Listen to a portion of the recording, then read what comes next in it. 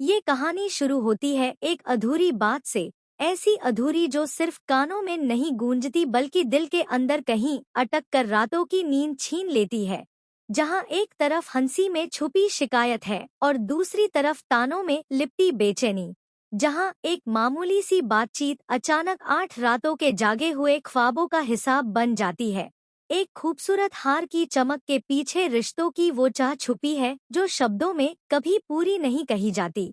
हर्ष का यूं बिना सोचे समझे उस तोहफे को मंगवा देना सिर्फ एक गिफ्ट नहीं, बल्कि उस जज्बात की गवाही है जो अपनों की खुशी को हर दिन त्योहार मानता है।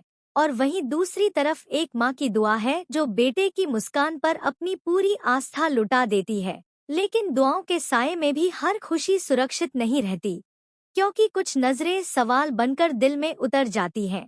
और तभी कहानी एक ऐसे मोड़ पर आती है जहां अनु खुद से सवाल करने लगती है कि आखिर उसमें क्या कमी है।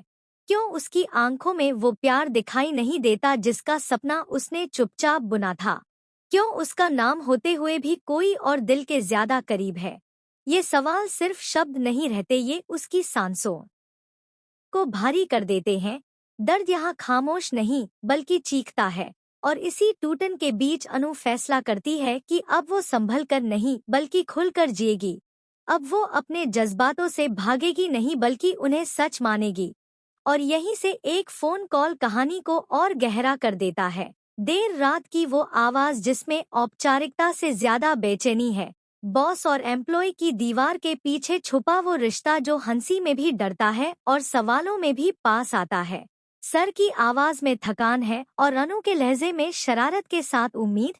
दोनों जानते हैं कि ये कॉल सिर्फ काम के लिए नहीं है। अधूरी बात फिर सामने आती है और नींद फिर दांव पर लग जाती है। 8 रातों का हिसाब जैसे एक ही सांस में मांगा जाता है और जवाब में जो मांगा जाता है वो कोई कीमत नहीं बल्कि खुशी है, मुस्कान है, सुकून है।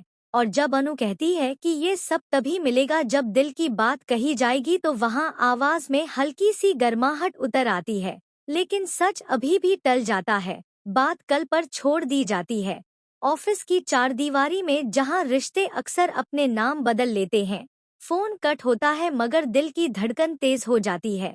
और आखिर में जब लगता है कि शायद अब सब ठीक हो जाएगा, कि तौर उसके बीच सुकून लौट आएगा, तभी कहानी यहीं रुक जाती है।